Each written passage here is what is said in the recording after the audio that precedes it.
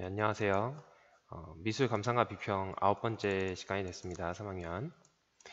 저희 이제 지난 시간에 그 아르누보랑 그 미술 공예 운동 그리고 독일 공장 연맹까지 다시 다 살펴봤죠.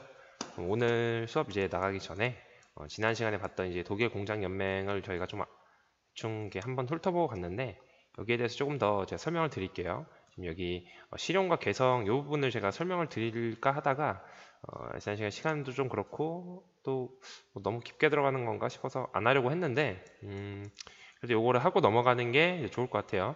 이게 이제 근데 어떤 디자인에 대한 어떤 지금까지도 이루어지는 관점이 이때부터 시작이 되었기 때문에 요걸 한번 짚고 넘어가 드릴게요.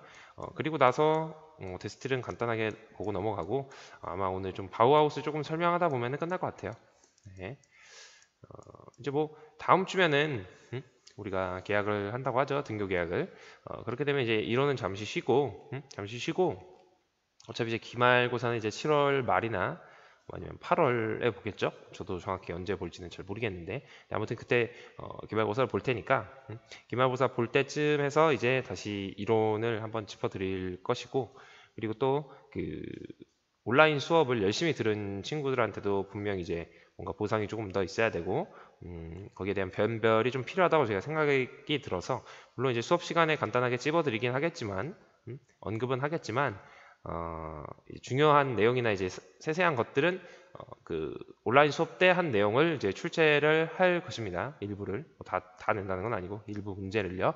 그러니까 일단은 지금 뭐 유튜브에도 올라가 있고 영상은 지금 계속 볼 수가 있죠. 뭐 차후에 이제 등교 계약을 한 이후에 이제 이 온라인 수업 내용을 뭐 어떻게 할지는 잘 모르겠어요. 뭐 이게 저는 뭐 이렇게 저작권 문제가 크게는 뭐 없을 것 같은데 일단 교과서를 제가 이렇게 가지고 해서 뭐 혹시나 뭐 얘기가 나올 수도 있습니다. 근데 뭐 내용 자체는 그냥 제가 배워왔던 것들을 여러분들한테 보여준 거니까 뭐 이렇게 크게 뭐 저작권 대해서 문제 될 건 없을 것 같은데 뭐 아무튼 그래서 이제 혹시나 이제 뭐 영상을 내릴 수도 있으니까 뭐 나중에라도 봐야지 하지 마시고 미리 지금 한번 이렇게 봐놓고 책에다 이렇게 좀 필기 해놓으신 다음에 이제 나중에 그럼 이제 시험 볼 때 제가 이렇게 언급하고 넘어가면 이제 그것만 체크해서 보시면 되니까 그런 식으로 좀 해주셨으면 좋겠어요. 그리고 이제 등교 계약 한 다음에는 이제 아무튼 이론은 그럼 잠깐 쉬고 저 뭐야 바로 수행평가 하나 그 전묘하는 거 있죠. 그거 이제 진행할 예정이에요. 근데 일단 뭐 또 거리두기라고 해서 뭐 교실에서 수업을 해야 될 것 같아요. 그래서 일단 첫 교시는 이제 다 교실에서 일단 진행을 하고 뭐 그 다음 차시부터 미술실로 갈 수도 있는데 아마 못 갈 것 같아요. 제 생각에는 미술실에 가게 되면 이제 따로 이렇게 시험 대용으로 앉을 수 있는 구조가 아니기 때문에 한 테이블에 여러 명씩 앉아야 되기 때문에 그거는 조금 힘들 것 같아요. 아무튼 뭐 이제 곧 저희가 볼 수 있으니까 만나서 조금 더 많은 얘기들을 하도록 해요. 자, 그러면 이제 지난 시간에 아르누보가 나오고 이제 뭐 세제션 분리파랑 또 뭐였죠? 뭐 미술 공예 운동 뭐 이렇게 봤었죠. 그렇게 세 가지 본 다음에 이제 독일 공장연맹 살짝 봤는데 아르누보는 특징이 뭐였어요? 지난 시간에 봤던 게 가장 큰 특징이 뭐였죠? 곡선을 많이 사용하고 또 미술 공예 운동과는 다르게 뭘 썼다 그랬죠? 산업 재료를 썼다 그랬죠? 산업 재료를 뭐 사용하긴 했지만 어떤 공장 생산 체계에 관해서는 적극적으로 수용하지는 않았다고 했어요. 공장에서 나온 그 물건을 어떤 건축이나 이런 자신들의 조형 이념을 실천하는 데 있어서 사용을 하긴 했지만 그걸 주로 이제 메인으로 해서 뭐 이렇게 체계성 있게 뭐 제작한다든지 아니면 공장 자체를 이렇게 운영하는 방법에 대해서 뭐 고려한다든지 이런 식의 기계 생산을 긍정하지는 않았습니다. 그냥 수공을 하는데 그 수공을 하는 그 재료에 있어서 이전 미술 공예 운동은 전통 재료를 주로 사용을 했다면 아르누보에서는 전통 재료를 넘어서 그거보다 이제 좀 한 단계 좀 진일보해서 산업 재료까지 적극적으로 수용하는 그런 어떤 조금은 개방된 태도를 가졌다 볼 수 있어요. 독일 공장 연맹은 이제 거기서 조금 더 발전을 한 겁니다. 조금 더 발전을 해서 그 어떤 산업 재료들도 적극 수용할 뿐만 아니라 그 공장에 규격화되어 있는 그 체계성 있는 생산성도 같이 수용을 했다고 얘기를 드렸어요. 그렇기 때문에 뭐 여기 보시면 책에 그런 게 나왔었나? 네, 여기 제품의 규격화를 통해서 그 해답을 찾으려 했다. 기계로 생산을 하면서도 제품의 질을 높이려 하였다. 이게 무슨 얘기라고 했습니까? 그 이전까지는 너무 이제 획일화되어 있고 일단 디자인 자체가 예를 들면은 주전자를 만들면 주전자 그냥 어떤 형태의 주전자 그거 하나만 찍어냅니다. 근데 그 찍어내는 주전자도 뭐 형태에는 그렇게 크게 신경을 쓰지 않고 기능 예를 들면 뭐 물을 끓이고 물을 담고 뭐 물이 새지 않고 뭐 그런 기능에만 초점을 둔 기능에만 초점을 둔 제품을 디자인해서 제작을 한 것이에요. 근데 이제 그걸 넘어서서 어떤 기능적인 면도 고려를 하면서 어떤 미적인 요소까지 같이 잡고자 하는 근대 디자인의 어떤 그 목표죠. 목표를 조금씩 실현했다고 볼 수 있는 게 이제 독일 공장 연맹이에요. 그럼 이제 잠깐 한번 쓰면서 또 설명을 드려볼까요? 네. 그냥 구두로 하니까 저도 잘 이렇게 기억이 안 나고 뭘 얘기했는지 자꾸 좀 까먹는 경향이 있습니다. 얘기하다 보면. 그래서 DWB 독일 공작 연맹 여기서 일단 이들은 기계 생산을 긍정했는데 어떻게 했다고 했습니까? 기계 생산의 체계성을 받아들이고 그래서 체계성이라고 하는 것은 뭐라고 설명해야 될까요? 기계 생산의 분업화된 생산 과정의 체계성을 수용하고 그리고 이를 개선하기 위해서 생산 라인을 제작 분업하기 이전에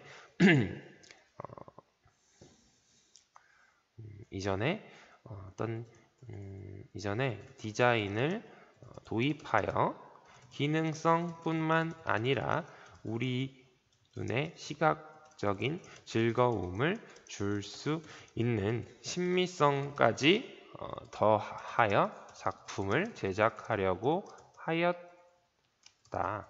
그래서 미술 공예 운동에서 뭘 비판했어요? 기계 생산의 대량성 그리고 또 소품종 대량 생산 체제죠. 그래서 하나의 단일한 몰개성적인 특징을 가진 상품.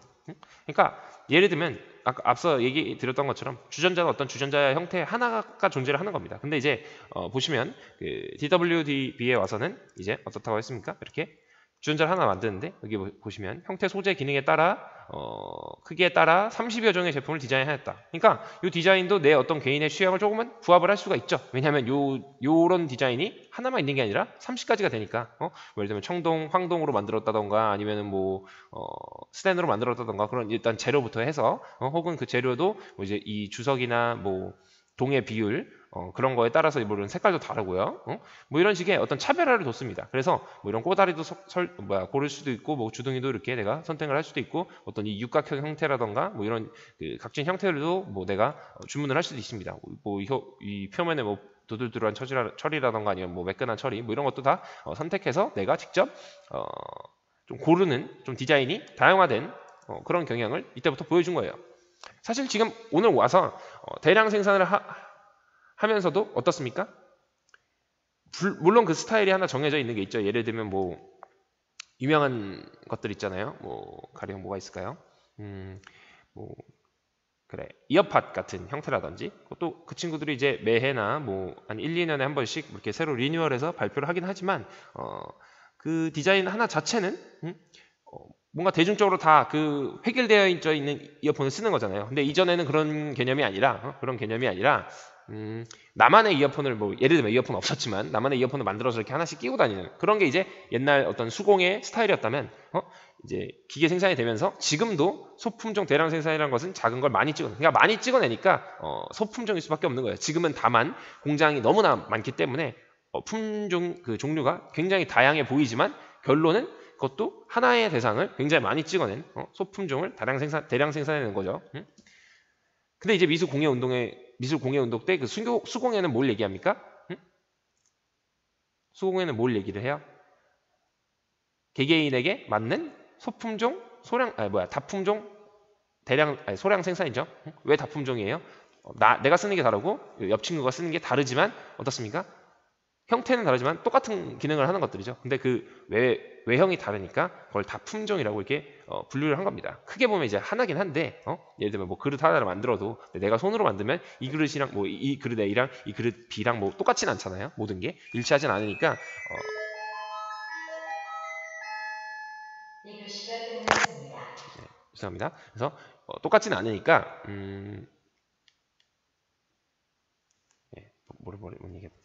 똑같진 않으니까 품종이 여러 개다. 근데 그거를 이렇게 대량 찍어낼 수 없기 때문에 대량 생산이 아니라 소량 생산이다라고 얘기를 하는 거죠. 그리고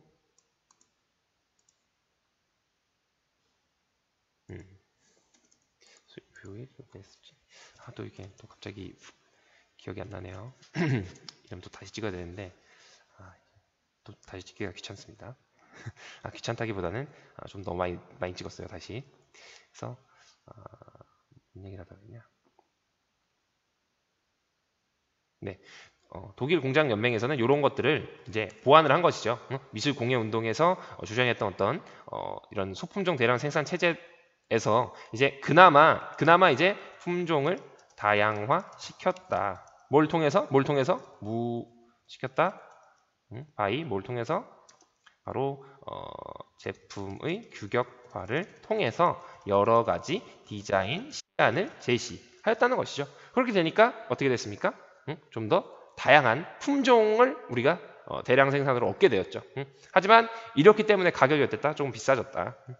지금처럼 뭐 이렇게 하나로 통일해서 뽑았으면은 공장의 어떤 라인이나 생산 라인을 조금 줄일 수가 있게 되고, 그렇게 되면 어떻게 돼요? 가격 경쟁력이 좀 더 있어지겠죠. 그래서 요즘에는 이런 스타일로 만들지는 않아요. 왜냐하면 이제 가격이 비싸지기 때문에. 근데 뭐 요즘에도 그런 스타일이 있기는 있는데 좀 그런 경우에는 약간 돈을 좀 많이 지불해야 되는, 어떻게 보면 명품이 이쪽 라인에 좀 속한다고 보실 수도 있어요.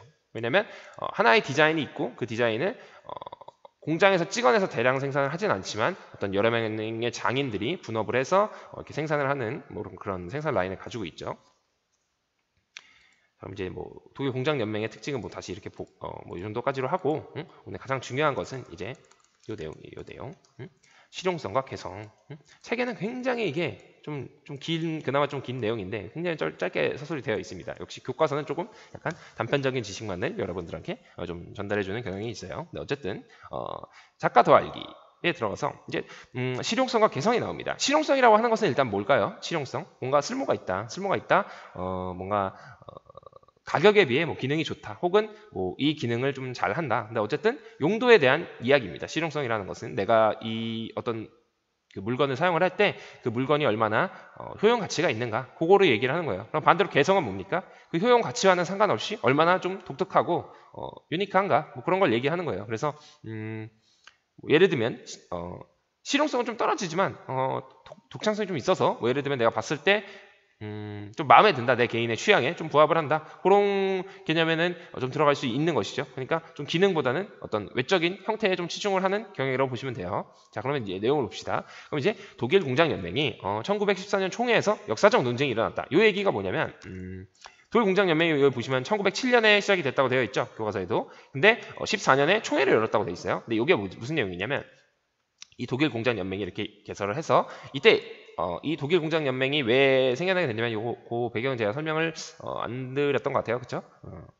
드렸으면 또 하면 되고, 네, 안 드렸던 것 같아요. 근데 어쨌든 이때 이제 영국이 산업혁명의 중심지였고, 그리고 어떤 그 모직물의 생산이라던가 그런 산업 생산물에서 우위를 좀 차지하고 있었다고 했죠, 유럽 내에서도. 그래서 이제 독일도 우리도 이제 어떤 이런 산업혁명을 적극 받아들여서 어떤 기계 생산을 좀 더 체계적으로 하고, 우리도 어떤 이런 산업 선진국의 발열에 좀 들어야겠다.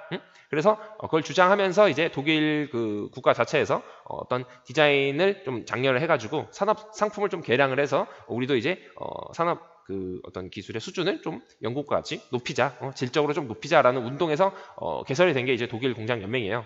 그래서 그러한 목표 하에 이루어졌다 보니까 어떻습니까? 그 국가의 그 어떤 이념이나 그 사고를 좀 잘 반영을 했냐? 그러니까 우리가 이전에 영국을 좀 이렇게 지향을 하면서 영국을 따라서 우리도 산업 선진국의 발열에 얼만큼 잘 들었는가 이걸 이제 평가를 해야 되죠. 국가에서 지원을 해서 했으니까 그 평가가 이제 14년에 있었던 이 쾰른 총회예요. 그 쾰른이라는 지역에서 열어둔 총회인데 말이 총회지 그냥 전시회입니다. 전시회. 그래서 독일 공장 연맹이 이때까지 7년 동안 만들었던 어떤 작품이라던가 아니면 업적들 이런 디자인들 혹은 이제 얼만큼 이제 이런 공업 생산품들이 개량이 되었나 이런 거를 우리한테 시각적으로 보여주는 어떤 전시회를 이때 열게 된 거예요. 그러니까 그 독일 공장 연맹에서는 이때 14년에 이 총회가 굉장히 좀 중요했겠죠.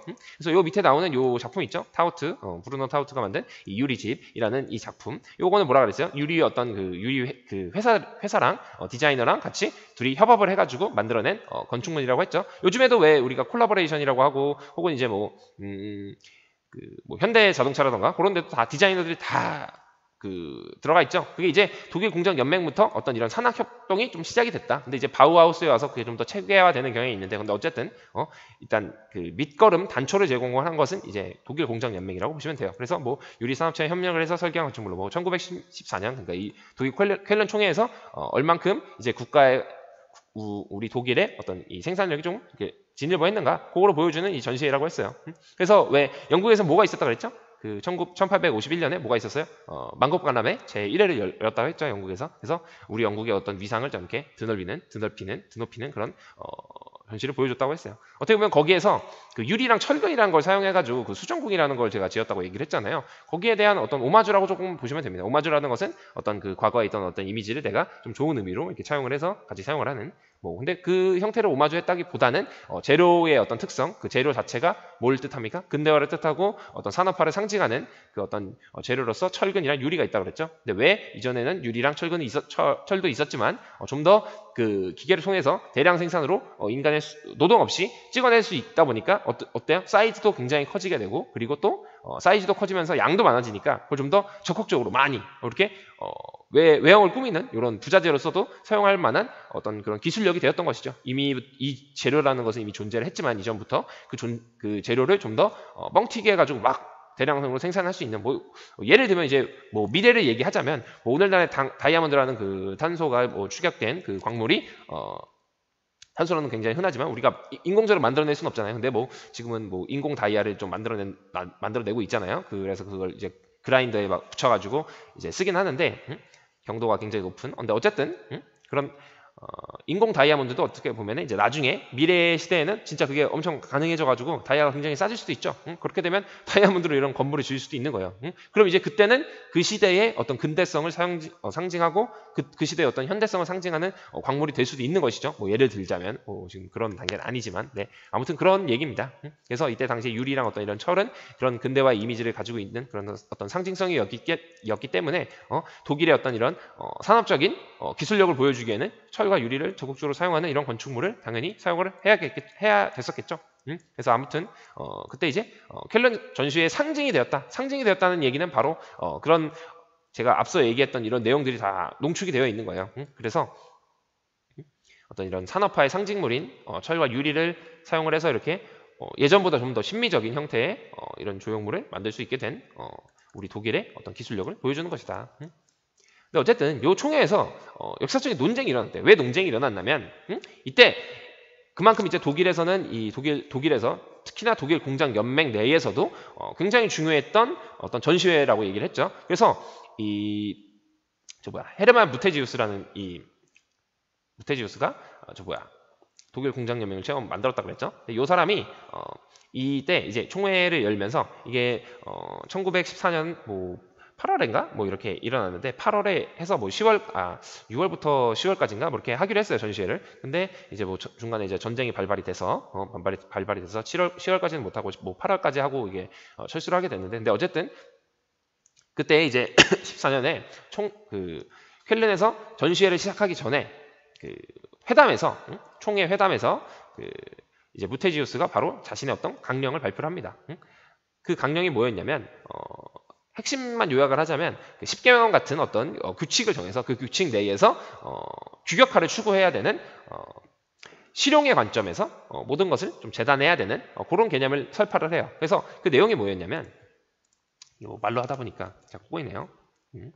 무테지우스가 쾰른 총회에서 연설한 연설이라기보다는 뭐라고 해야 될까요? 공지한 내용. 공지라기보다는 좀 그렇고 뭐라고 해야 될까요?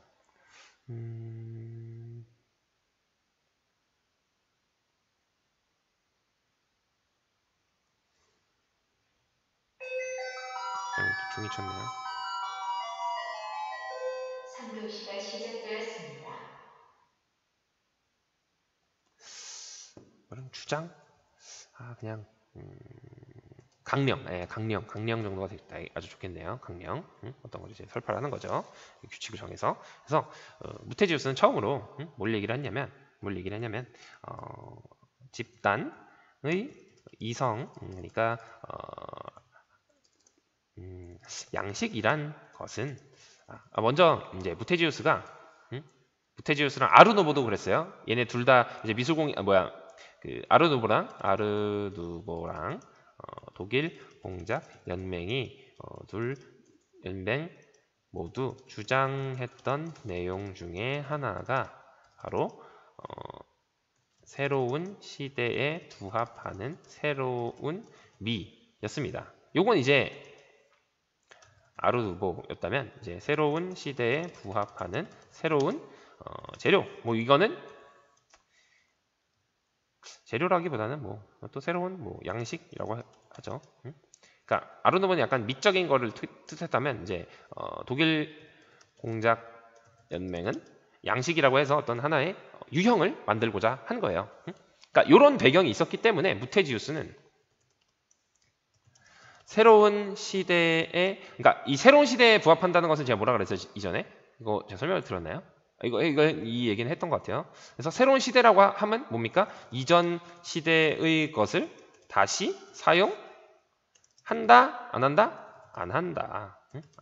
안 한다라고 했어요. 그러니까 이전 시대 것은 거부하고 새로운 것들, 진일보한 것들만 받아들여서 그것만 이제 사용을 한 새로운 우리 시대의 양식을 새롭게 만들겠다라는 어떤 그런 의지가 들어가 있는 거라고 얘기를 했어요. 그러니까 이전 것을 사용하는 것은 아닙니다. 근데 이제 무테지우스가 이렇다 보니까 새로운 시대에 부합한 새로운 양식이라는 것은 무엇이냐라는 것을 정의했겠죠. 그러면 독일 공장 연맹의 어떤 존재 목적이었고 그들이 추구하고자 했던 어떤 그 디자인의 궁극점이 바로 그것이었으니까 오늘날의 이 기계 생산을 대표하는 어떻게 보면 기계 생산과 대량 공업 생산을 대표하는 양식을 만들고자 함이라고 하는 게 이제 목적이 되는 거죠. 얘들의 위에서 보시면 그래서 이 목적을 실현하기 위해서 어떻게 해야 되냐. 근데 일단 1번으로 무테지우스가 생각했던 건 이거였어요. 개인의 개성이나 어떤 개인주의적인 성향, 개인주의적인 성향은 하나의 양식이 되는 것이 아니라 사회의 뭐 전체 혹은 뭐 다수, 뭐 사회, 뭐 같은 말입니다. 뭔가 개인이 아니고 다양한 인물들, 뭐 다양한 사람들, 다양한 사회, 뭐 국민들이 뭐 인정하는, 뭐 사회가 인정하는, 뭐 그러니까 사회가 그냥 뭐 크게 사회라고 하죠. 뭐 이렇게 사회가 인정하는 특정한 양식이 이 시대를 대표하는 양식이 된다. 그러니까 이 사람은 이전까지 어떤 하나의 양식 있잖아요. 하나의 스타일이 있으면 예를 들면 뭐 고딕 건축의 양식이라든지 아니면 뭐 르네상스 양식이라든지 그런 하나의 양식은 어떤 작가 개인이 만드는 것이 아니라 그 시대의 사회에 어떤 통용됐던 어떤 사상이나 이런 것들을 바탕으로 도출되어지는 것이지 이거를 어떤 작가 개인이 내가 뭐 이렇게 내 마음대로 뭘 만들 거야 해서 그 만들어진 게 하나의 스타일이 되는 것이 아니라고 이 사람은 생각을 했어요. 이 사람은 그렇게 생각한 거예요. 두 번째는 또 뭐냐면 다 같은 얘기인데 계획적인 규격화를 통해서 개인적인 규격화를 통해서 모르죠. 뭐라고 하죠? 뭐 규격화라는 게 뭐 계획성을 뭐 포함하는 거니까 굳이 쓸 필요는 없겠네요. 규격화를 통해서 이전에 이제 뭐 질적으로 뒤떨어진 양식을 개선하겠다. 라는 뭐 이런 의지가 있었어요. 근데 요거는 뭐 일종의 상업적 전략이라고 할 수 있죠. 그래서 요 두 가지 개념을 이제 10가지 법칙으로 나누어 가지고 막 이렇게 계속 설파를 해요. 근데 이제 결국에 이 취합을 하자면 이런 내용입니다. 근데 이게 다 뭘 위한 것이냐면 규격화를 위한 것. 규격화를 위한 것이에요. 그러니까 이 양식을 그래서 얘기할 때는 이 사람은 양식이 먼저 존재하고 그 후에 생산이 이루어지는, 그러니까 창작이 이루어진다고 봤습니다. 여기가 이제 무테지우스의 생각이에요. 근데 이제 여기에 반대하는 생각이 생깁니다. 그게 이제 반대벨드예요. 그러니까 이 사람이 이 켈른에서 설파하는 이 강령을 발표하기 하루 전에 미리 이 내용을 그 독일 공장 연맹 그 친구들한테 다 뿌려요. 미리 이렇게 이런 거 내가 할 거야 하고 미리 공표를 해놓습니다. 그러다 보니까 그 새벽에 이제 그 반데벨드라는 그 작가가 요 내용을 읽고 요거는 이제 말도 안 된다. 무슨 규격화를 해가지고 우리가 대량 생산을 하냐? 말도 안 돼. 이거는 이전에 미술 공예 운동이 발현된 계기가 바로 이거였어. 왜? 너무나 생산성과 그 실용성의 관점에 치중했기 때문에 미적인 뭐가 일어났습니까? 퇴보가 일어났고 그 퇴보를 개선하기 위해서 윌리엄 모리스가 뭘 했습니까? 결국에 수공으로 돌아가자고 얘기를 한 거 아니에요. 근데 이거는 그때로 다시 회귀하자는 내용이야. 어떻게 보면 이게 너희들은 지금 이게 진일보다 하다고 얘기를 하지만 결국에 이전에 어떤 그 공장 생산 방식에 또 그 틀에 갇히게 된다. 그리고 무엇보다 이 양식이라는 게 어떻게 사회 전체가 먼저 만들어 놓고 그 양식을 어떻게 먼저 만들어 놓고 그 양식을 따라서 우리가 작품을 제작을 하는 이거 말도 안 된다. 양식이란 것은 개인이 이렇게 뭔가를 만들어 놓은 것들이 종합되어지고 그 스타일이 하나 만들어져서 하나의 양식이 되는 것이지 어떤 양식을 정해놓고 양식을 만든다? 이건 말도 안 되는 얘기다. 어불성설이다. 라고 얘기를 하는 거예요. 그래가지고 여기서 이제 반대를 하는 내용이 뭐였냐면 앞서 지금 제가 얘기했던 내용입니다. 그래서 양식이란 것은 먼저 되어져서 우리가 그것을 생산하는 것이 아니라 작가 개인이 창작한 작품들을 통해서 하나의 양식이 생기는 것이다 라고 주장을 하는 거예요. 이거는 이제 좀 약간 이렇게 기울이죠. 이렇게 주장을 한 겁니다. 그럼 이제 결론은 뭐예요? 작가의 개성을 존중하자 라는 내용이죠. 왜? 굳이 이제 그러니까 말이 안 되는 얘기니까 역설적이니까 너무 반대 얘기잖아요. 양식을 먼저 정해놓고 만드는 건 말이 안 된다. 그래서 뭐 이전에 존재했던 양식을 따라서 이제 존재했던 어떤 양식을 하나 정해놓고 그걸 따라서 이제 재생산하는 건 가능하지만 이전에 존재했던 양식을 따라서 재생산하는 것은 가능하지만 새로운 양식을 우리가 지금 정의하고 그것을 표현하여 작품을 제작하는 것은 말이 안 된다고 본 겁니다. 맞는 말이죠. 맞는 말입니다. 그래서 이때 당시에는 그래도 뭔가 이 어떤 개인에 의해서 어쨌든지 간에 양식이 설정되는 것이 아니고 이렇게 개인이 뭔가 창작을 했더라도 그걸 이제 받아들이는 건 뭐예요? 사회죠. 사회가 그 개인의 어떤 그 가치나 어떤 작품들을 반영을 하는 것은 이제 사회가 할 일인 거예요. 근데 더군다나 우리가 이 독일 공장 연맹에서는 우리가 어떤 그 개인, 예를 들면 디자이너 한 100명을 뽑아놓고 그 100명이 지들 마음대로 뭐 주전자를 막 만든다고 생각을 해보세요. 그럼 그 다음에 이제 위에 지도부에서 그걸 추리고 한 다음에 하기에는 너무 이제 시간이 오래 걸리죠. 그러니까 생산성이 너무 떨어지는 거예요. 그렇기 때문에 이거는 이론은 좋은데 현실적으로 좀 불가능하잖아. 좀 불가능하니까 우리는 좀 효율성을 가장 좀 극대화시켜서 빠른 시간 내에 우리 어떤 진일보를 이렇게 보여주려면 이런 것들은 이제 버리고 뭔가 어떤 개인의 어떤 감성이나 이런 것을 억제해버리고 뭔가 그 우리 규칙하에 이루어져 있는 어떤 이 틀 안에서 우리가 체계적으로 움직여야 발빠른 대처가 가능할 거다라고 주장을 하는 거예요. 결국엔 무테지우스 쪽에서는. 그럼 이제 반대로 이제 반대를 되는 아니 근데 그렇게 되면 옛날로 회귀하고 결국에 우리 개성이 사라지면 미적인 기능도 없고 그렇게 되면 질적으로 떨어지니까 우리가 아무리 이렇게 정해놓고 노력해봐야 진일보를 이루기에는 한계가 있다. 그러니까 그 한계를 좀 보완하자라고 얘기를 하는 거예요. 그러니까 둘 다 약간 그 수용을 해가지고 좀 절충점을 찾아야 되는데 그거를 찾지 못했던 경우라고 좀 보시면 돼요. 그래서 오늘날 지금 우리가 보는 사회에서는 어떻습니까? 그래서 이 사람은 그 무테지우스는 뭐였냐면 그래서 규칙을 정하고 그 규칙대로 상명하복을 하는 것을 지향했습니다. 그러니까 위에서 뭔가를 내려서 떨어지면은 그걸 바로 해야 되는 거예요. 지금 공무원 사회가 약간 그렇죠. 그래서 뭐 위에서 정부에서 어떤 정책을 정해가지고 이걸 하라고 하면은 그게 마음에 안 들더라도 일단 내려온 거니까 지침이 내려온 거니까 일단 시행을 합니다. 일단 까라면 까라는 식의 그런 태도인 거죠. 근데 이게 좋은 점은 있습니다. 좋은 점은 뭡니까? 좋은 점 체계적으로 일을 처리할 수 있음. 그리고 또 시간이 절약되고 또 뭐가 됩니까? 비용도 절약되겠죠? 비용 절약. 왜냐하면 논쟁을 할 필요가 없으니까. 논쟁을 통해서 어떤 결과를 도출하려면 또 사람들이 모여가지고 어떤 회의를 해야 되고 그 회의를 통해서 어떤 아이디어가 나오면 그 아이디어를 다시 취합을 해가지고 어떤 아이디어를 선정할지 뭐 이렇게 토론해야 되고 뭐 이런 경우가 있지 않습니까? 근데 이제 그거를 최소화할 수 있는 거예요. 이 미리 그들이 만들어 놓은 틀이 있으니까. 물론 그들도 그냥 내 생각대로 막 이렇게 한 게 아니라 그들도 이제 회의를 했죠. 작게나마. 뭐 그거를 이제 크게 공론화시키지 않은 것이고 자기들끼리 모여서 이렇게 얘기를 한 거지만 근데 어쨌든 그런 식으로 해서 어떤 시간이나 비용을 절약할 수 있는 근데 그 접점에는 뭐가 있습니까? 너무 그래서 그 개인이 이때는 이제 무테지우스 개인이 설정한 내용이라면 뭐 오늘날에는 요거를 뭐 좀 더 다양한 의원들이 정하는 것. 스스로 뭐 좀 개선이 되긴 했죠. 근데 어쨌든 간에 지금도 똑같이 이런 문제점이 생길 수는 있습니다.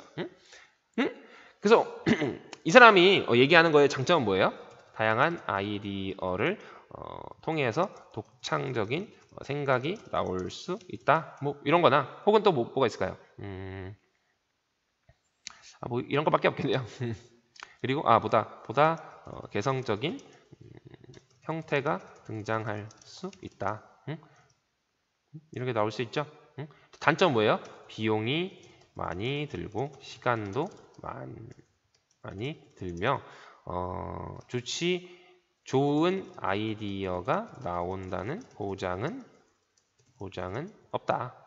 그래서 오늘날에 우리 회사에 들어가시면은 디자인 체제 디자인이라는 것은 이제 하나의 팀워크를 이루어가지고 팀 과제를 하는 거예요. 그래서 디자이너가 이런 틀은 없죠. 이런 틀은 없습니다. 근데 무테지우스는 그 틀을 정해준 거예요. 그래서 넌 디자이너지, 너는 요런 스타일로만 작품을 제작해야 돼라고 틀을 정해준 거예요. 그러면은 디자이너가 틀을 정해줬는데 뭐 딱히 그렇게 창의적인 걸 나올 게 있습니까? 별로 없죠. 그러니까 생산성에만 치중할 수밖에 없다는 얘기가 거기서 나오는 거예요. 근데 이제 반대발대는 그걸 좀 완화해서 디자이너의 이 개성을 좀 받아들여가지고 이들이 생산해낸 이런 개인의 개인의 어떤 스타일을 가지고 하나의 양식을 만들어서 우리가 그걸 대량 생산을 하면 그게 하나의 양식이 되는 건 아니냐라는 것을 주장을 한 거예요. 근데 그렇게 하자면은 이제 무테지우스는 시간이나 이런 게 많이 걸리고 또 그리고 뭐가 좋은 디자인인지 뭐가 나쁜 디자인인지 그걸 누가 판별을 할 거냐 뭐 이런 문제들도 생기고 근데 어쨌든 그런 문제들 때문에 둘이서 이렇게 설랑설레하면서 엄청 싸워요. 그런 내용입니다. 그리고 밑에 있는 이것도 이제 규격화를 통해서 질적으로 뒤떨어진 양식을 개선하겠다. 이것도 말도 안 되는 거죠. 그 반대배다가 보기에는 뭔 내용입니까 결국에는? 결국에는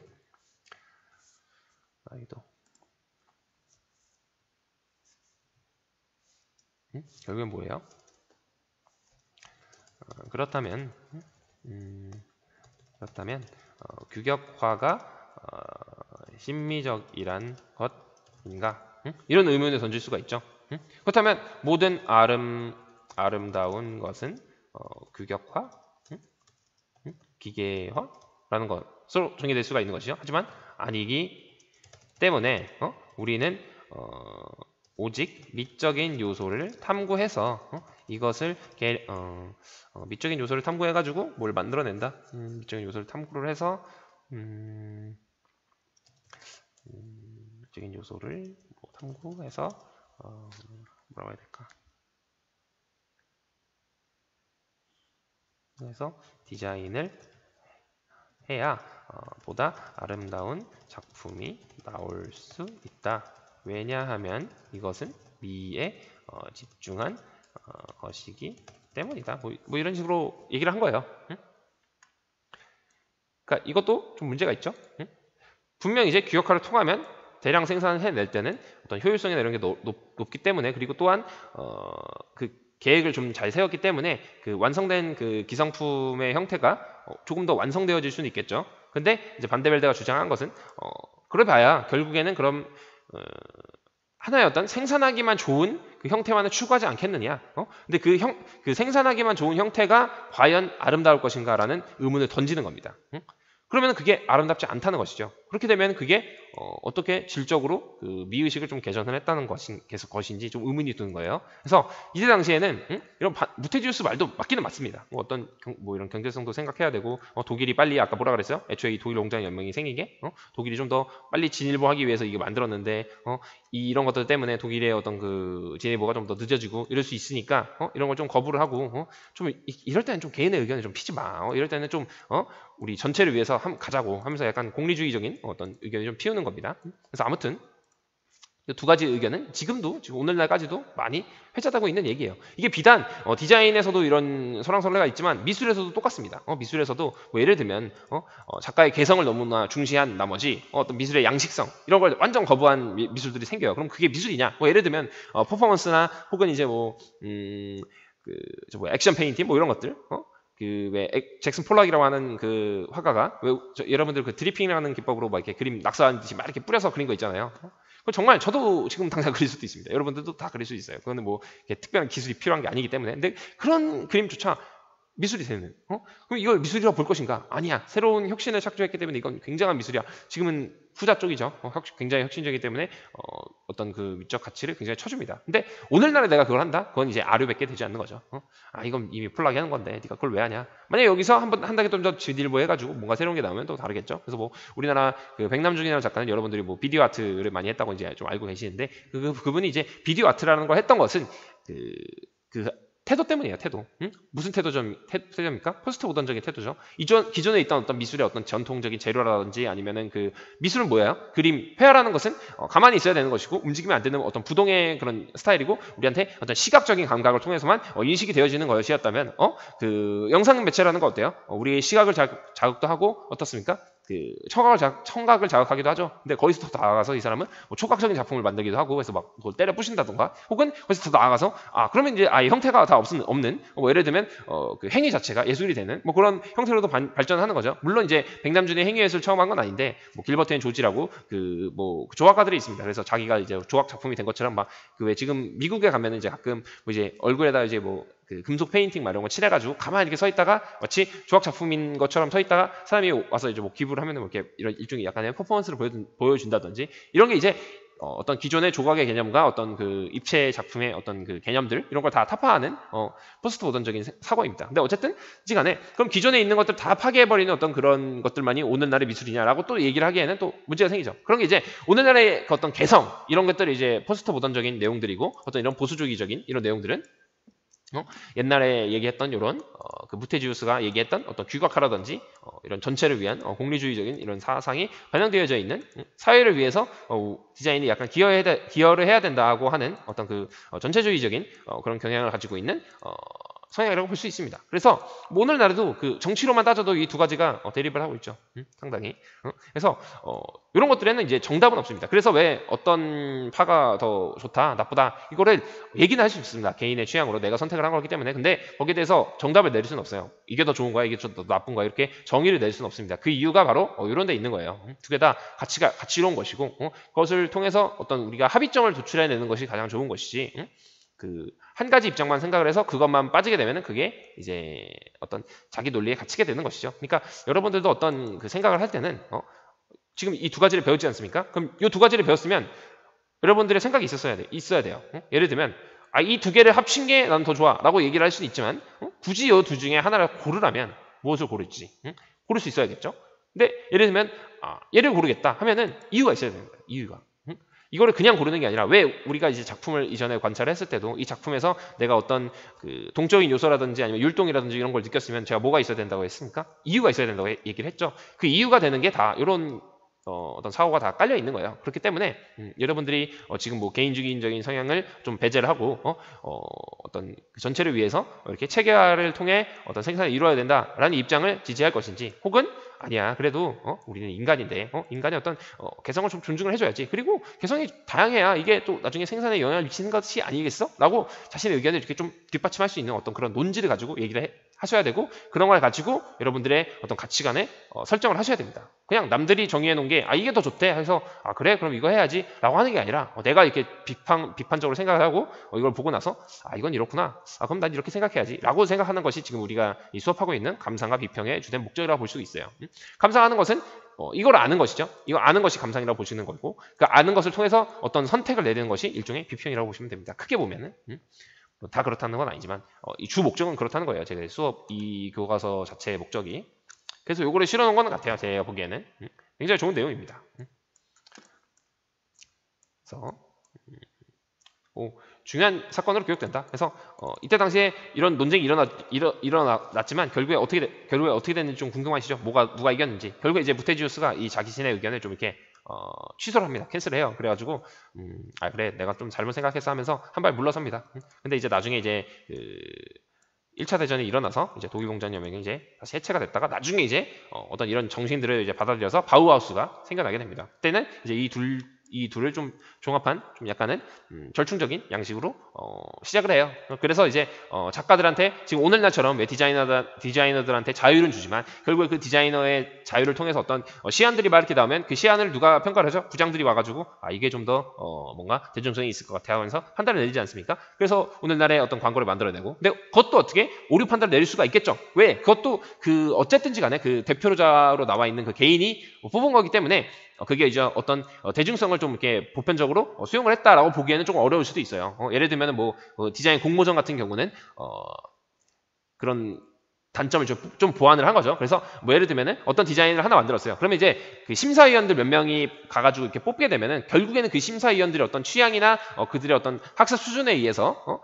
예를 들면은 그 사람들한테는 어떤 좋고 나쁨에 대한 그런 어떤 디자인의 개념이 다 확고하게 들어서 있겠죠. 근데 이제 그걸 어차피 대중들이 소비를 해야 되는 것이고, 대중들한테 이제 대중들의 어떤 욕구에 부합을 해야 되는데 거기에 대해서 이제 모를 수도 있는 겁니다. 그렇기 때문에 이제 공개 공모 같은 걸 해가지고 대중의 취향을 적극 반영하는, 그래서 공개 투표 형식인 것이죠. 그래서 슈퍼스타 K도 크게 보면은 이제 그런 형식인 거예요. 심사위원들이 각각 평가도 하기도 하지만 어때요? 그걸 보고 있는 그 관객들도 실시간 투표를 하죠. 그렇게 되면서 어떤 어차피 그 가수라는 것은 대중 가수고 어떤 소수를 위한 가수가 아니라 어떤 만인을 위한 가수가 되는, 그래서 만인이 어떤 음악적인 이런 향유를 누릴 수 있게 하는 그런 목적이 다 들어가 있는 거예요. 그래서 그런 투표에 대해서도 다시 생각을 해보면 지금 이런 걸 하나를 보지만 우리가 그런 점도 이렇게 좀 생각을 할 수가 있다. 그래서 결론은 어쨌든 부테지우스가 자신의 의견을 좀 접고 이제 일단은 요건 이제 캔슬할게. 그렇다고 이제 이 사람 거를 받아들인 건 아니에요. 또 그래서 이거는 그러면 강요하진 않을게라고 얘기했는데 결국에 1차 대전이 일어나서 독일 공장연맹이 이제 없어졌다가 나중에 이제 바우하우스의 그 정신이 이어져서 새로 만들어집니다. 바우하우스도 독일에서 일어난 건축 운동이에요. 어쨌든 데스틸은 간단하게 봅시다. 이건 이렇게 열심히 볼 내용이 별로 없어요. 데스틸은 그냥 바우하우스랑 좀 비슷한데 약간 모더니즘적인 성향이 좀 짙기 때문에 물론 이게 굉장히 또 그렇다고 기능성에 막 초점을 뒀다기보다 얘들은 이제 기능이 아니라 그냥 조형 요소에만 빠져 있는 애들이에요. 그래서 조금 이제 건축에서는 조금 약간 등한시하는 경향이 있습니다. 너무 이제 약간 심미적인 거에 좀 빠져 있다고 보시면 돼요. 그래서 데스틸은 판디스부르크, 반디스버그라고도 합니다. 근데 판디스부르크 이게 좀 이상하게 썼네요. 근데 어쨌든 중심으로 한 네덜란드 화가 건축가들의 조직 이름으로 양식이라는 뜻의 네덜란드어이다. 데스틸이 여기 이게 이제 스틸, 철을 의미하는 게 아니라 더 스타일을 의미하는 겁니다. 스타일, 양식을 의미하는 거예요. 그래서 하나의 양식이다. 무슨 양식이냐? 몬드리안이 주장했던 회화의 이념을 반영한 양식이다라는 뜻이에요. 그래서 데스텔은 이제 건축에서는 이제 데스텔이라고 하는데 회화에서는 요거를 이제 신조형주의라고 얘기를 해요. 그러니까 명칭이 좀 다르다. 그래서 신조형주의는 이제 회화에서 쓰는 용어고 데스텔은 건축에서 쓰는 용어입니다. 이거는 책에는 없는데 여기 있나? 여기 없네요. 네, 어쨌든 중요한 건 아닙니다. 그래서 20세기 초에 등장한 입체주의 영향을 받아서 입체주의 영향을 받았다는 것은 무슨 얘기냐면 이거를 지금 또 44분이나 됐네요. 그래서 시간이 이걸 설명드릴까? 간단하게 이제 설명을 드리면 입체주의의 영향을 받았다는 것은 입체주의의 추상성을 영향을 받았다는 것은 무슨 말이냐면 입체주의가 결국에 이제 뭐라고 이건 설명을 안 드렸죠. 예, 2학년 때 제가 설명했으니까. 입체주의는 뭐냐면 예를 들면 그림을 여태까지 그려왔는데 그림을 한쪽 측면에서만 이렇게 그린 거예요. 예를 들면 지금 내가 이 주전자를 바라보는 한쪽 측면밖에 없지 않습니까? 근데 이 주전자에는 뭐도 있어요. 위에서 본 모습도 있고 밑에서 본 모습도 있고 옆에서 본 모습도 있고 뭐 이렇게 대각선에서 본 모습도 있고 뭐 그런 다양한 면들이 있지 않습니까?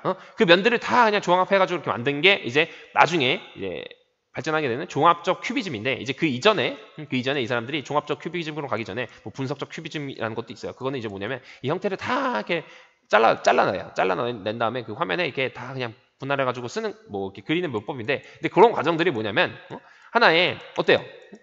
얘를 있는 그대로 그리면은 이거는 되게 구상적이고 구체적입니다. 그래서 딱 주전자야 보여지는데 주전자의 형태를 계속 분해해가지고 막 이렇게 주전자가 같지 않게끔 만들어내는 작업들을 한 거예요. 그게 이제 입체주의의 추상성이라는 거예요.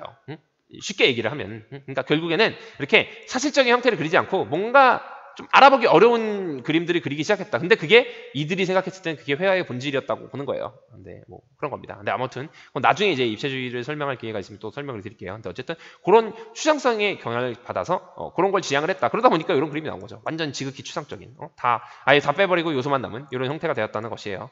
그래서 뭐 1차 대전으로 혼란스러운 상황 때문에 질서를 중시했다. 그렇기 때문에 이 사람들이 이 양식을 하나 만들고 싶어 했던 것이 전쟁이 일어나니까 혼란스러워요. 뭐가 다 파괴되고 뭐 주변이 이렇게 완전 혼돈의 카오스야. 그래서 모든 게 다 변화하고 있고 이전에 있던 어떤 우리가 살았던 규칙들도 다 바뀌게 되죠. 전쟁을 통해서. 지금 우리도 어떻게 보면 코로나로 인해서 굉장히 혼란스러운 상황을 보내고 있는 상황이기도 합니다. 그래서 지금 더 우리는 뭘 중시해요? 질서를 중시하고 있죠. 국가에서도. 그랑 같은 것이라고 보면 됩니다.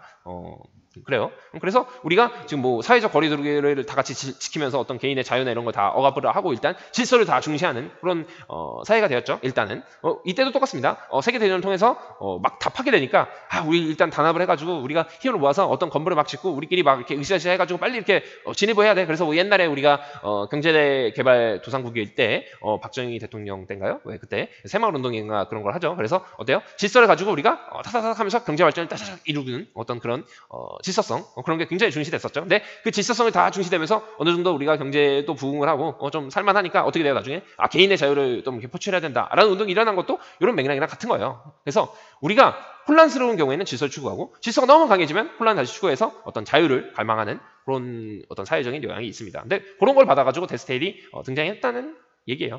그래서 뭐 이들 시각은 예술 전반에 통일된 조형 원리를 적용하게. 그러니까 통일된 조형 원리를 적용하면 어떻습니까? 다 질서를 가지게 되죠. 그러니까 어때요? 혼란이 없죠. 그러다 보니까 우리는 이거는 그냥 받아들일 수 있는 어떤 하나의 미술이야. 그럼 이것만 추구하면 되겠다. 다른 건 배울 필요도 없어 하면서 빨리빨리 이거를 습득하고 바로 나아갈 수 있겠죠. 근데 여기에 대해서는 이제 불만들이 생기기 시작하게 나중에는 이건 뭐야? 나는 여기에서 동의 안 해. 라는 의견들이 분명히 생길 수밖에 없습니다. 근데 어쨌든 이거는 왜 질서를 중시했고 또 하나의 법칙을 가지고 모든 것을 이렇게 좀 판단을 하려고 했던 그런 어떤 편협한 사고라고 볼 수가 있어요. 근데 어쨌든 그래서 뭐 잡지를 발행하겠다. 여기서 잡지라는 것은 또 대중 매체이기 때문에 대중들한테 이거를 알리기 위해서 사용을 했다라는 것이라고 보시면 돼요. 이거를 데스테일이라는 것을 책을 발간하는 게 아니라 잡지라는 것은 뭐예요? 월마다 혹은 주마다 이렇게 계속 발간되는 어떤 신문의 형태처럼 계속해서 발간이 되면서 어떤 대중들한테 이렇게 정보를 뿌리면서 대중들한테 그 정보를 이렇게 나누어주는 역할을 하는 것이라고 보시면 돼요. 그래서 이 잡지를 계속 사용을 하게 돼요. 그 근대에 와서는. 근데 그 잡지에 대한 어떤 매체의 속성은 다 어떤 대중성을 좀 이렇게 함유를 하고 있는 거예요. 그래서 어쨌든 모든 사람들한테 보이기 위해서 이런 잡지를 발행했다. 그리고 수직수평 뭐 이런 거 이건 이제 그 몬드리안의 회화 이념이었죠. 수직수평 선을 사용해가지고 5가지 색깔 보였어요. 적색, 황색, 청색, 그리고 회색과 흰색을 많이 사용해서 또 뭐 회색을 사용했다는 사람들도 있는데 근데 어쨌든 그것도 다 무채색 계열이니까 하나로 보자면 어째서 5가지 색채만 사용하고 회화에서 디자인, 건축에 이르기까지 모든 것을 공통 시각원으로 통합했기 때문에 데스테일 작업은 식별하기가 쉽다. 그러니까 건축이든 그림이든 뭐든 이 수직 수평 직선과 이 삼원색을 다 넣었다는 얘기예요. 물론 이 반드스버그의 이 그림에는 어떤 그 삼원색의 경우는 다 이렇게 보이진 않지만 그래도 부분적으로 파랑이랑 이런 걸 썼죠. 근데 이 사람은 몬드리안이 아니기 때문에 약간 몬드리안 조금 다르게 하려고 했어요. 그래서 나중에 이제 수직 수평선 거부하고 뭔가 이거 너무 단조로워. 그래서 그 변화를 줘야 돼 하면서 대각선을 썼다고 그때 잠깐 얘기 들었죠.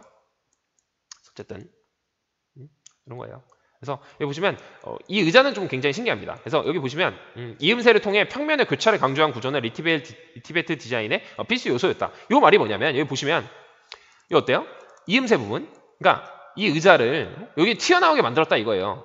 상식적으로 생각을 했을 때 이걸 튀어나오게 만들 필요가 있습니까? 이 튀어나오게 만들면 우리가 돌아다니다가 막 옷 걸릴 수도 있고 애 뛰어다니다 보면 여기 막 박아가지고 막 상처가 날 수도 있는데 왜 이걸 튀어나오게 했냐? 바로 조용성 때문이에요. 조용성. 내가 이거를 이렇게 튀어나오게 안 하고 그냥 바로 이렇게 예를 들면 이렇게 가려가지고 여기 이렇게 가려가지고 바로 그냥 일자로 떨어지게 만들었어요. 깔끔하게. 그러면은 이거는 선입니까? 선이 아니라고 볼 수도 있겠죠. 입체의 형태로 볼 수도 있습니다. 이 사람은 이 선적인 형태를 강조하기 위해서 요 테두리들을 이렇게 일부러 남겨놓은 거예요. 그리고 여기도 이렇게 면처럼 보이게 하나의 이런 형태로 이렇게 다 튀어나와 있습니다. 근데 이게 어떤 기술적인 문제라던가 아니면은 어떤 미적, 심미적인 목적이긴 하죠. 근데 어쨌든 그런 것보다도 기능성 이런 것보다도 다 떠나서 그냥 이건 선으로 만들었기 때문에 이 선의 어떤 형태를 아주 강조하기 위해서 이런 걸 만든 거예요. 예를 들면 이거 다 없앴다고 생각해보세요. 그러면 이거 선이 아니라 하나의 네모 사각형으로 볼 수도 있겠죠. 이렇게 되면 잘려 있으니까. 그러니까 그런 걸 최대한 좀 줄이고 이 몬드리안의 이 이념을 굉장히 여기 이 작품 하나에 다 반영을 한다. 그래서 이 사람들이 이 데스테일에서 건축도 만듭니다. 건축이라는 것은 이때 바우하우스에서도 그게 하나의 종합 예술이라고 생각을 해서 건축을 지향을 하는데, 근데 어쨌든 이때도 그게 하나의 종합적인 예술이다. 그래서 하나의 스타일이다 해가지고 건축 하나에는 뭐 미술도 있고 그림도 있고 또 입체 작품도 있고 또 우리가 돌아다닐 수 있는 공간의 어떤 표현도 있고 그리고 실제적으로 우리가 거주하니까 우리 실생활도 연관성이 있고, 그래서 모든 예술이 다 종합되어 있는 예술 집합제다라고 보는 경향은 옛날부터 있었어요. 그렇기 때문에 건축이라는 것은 예술이 어떻게 보면 예술 자체가 좀 지향해야 되는 그런 관점으로 좀 바라보기 시작했던 겁니다. 그래서 건축도 보시면 건물도 이렇게 수직 수평선 다 들어가 있고 어떤 그 사면석 다 들어가 있습니다. 그 건물에는. 그래서 나중에 뭐 기회가 되면 보여드릴게요. 근데 교과서에는 잘 등장을 안 하더라고요. 별로 중요한 내용은 아니기 때문에 그런 것 같아요. 자, 그러면 또 오늘도 이제 벌써 뭐 이렇게 한 건 없는데 51분이 지났습니다. 우리 또 뭐 좀 재미있었네요. 오늘 조금. 되게 중간에 좀 얘기가 생각도 많았는데 뭐 이런 얘기에서. 근데 어쨌든 여러분들한테 다 이런 식으로 우리가 확장된 사고를 해야 됩니다. 이렇게 미술만 보는 게 아니라, 미술로 뭐 그림만 보는 게 아니라 우리가 어떤 미술을 통해서 뭐 어떤 사회도 보고 이렇게 좀 다방면으로 좀 여러분들이 볼 수가 있어야 돼요. 왜 그러냐면 미술 자체가 그림만 그리는 거를 떠나서 나중에는 이제 사회의 요구나 어떤 그런 시대의 사상들을 굉장히 반영을 많이 해가지고 어떤 시대에 굉장히 좀 민감하게 반응했던 매체 중에 하나예요. 물론 문학도 그렇겠지만 음악도 그럴 것이고, 근데 어쨌든 미술은 조금 더 그런 경향이 좀 짙다 안 짙다 하면 얘기하면 또 그러니까 그냥 똑같다. 그래서 아무튼 여러분들도 이제 이런 걸 배우면서 좀 의문점이 드는 것이나 혹은 뭐 이런 그럼 이건 이래서 이랬나 하면서 좀 생각을 좀 이렇게 좀 넓힐 수 있는 그런 계기가 됐으면 좋겠습니다. 뭐 오늘 뭐 여기까지 하고 과제가 원래는 이번까지는 없죠. 저번에 했으니까. 그래서 아무튼 뭐 한강이 일단 그 3학년 1반은 한강회를 더 듣는데, 이제 다른 분들은 아마 한강을 더 못 들을 거예요. 그렇죠? 수업은 일단 없으니까. 근데 들으면 좋죠. 일단 저는 그래도 자료는 올릴 테니까 뭐 수업은 아니지만 뭐 이렇게 한번 들어주는 것도 나쁘진 않을 것 같아요. 그래서 꼭 제가 이제 다음 시간에는 이 바우하우스랑 아르데코랑 뭐 이런 거 해서 포스트 모던까지는 좀 하고 이번 이 온라인 강의가 끝났으면 좋겠는데, 일단 시간이 없으니까 일단 오늘 수업은 또 여기까지 하도록 하겠습니다. 그래서 뭐 고생하셨습니다. 네.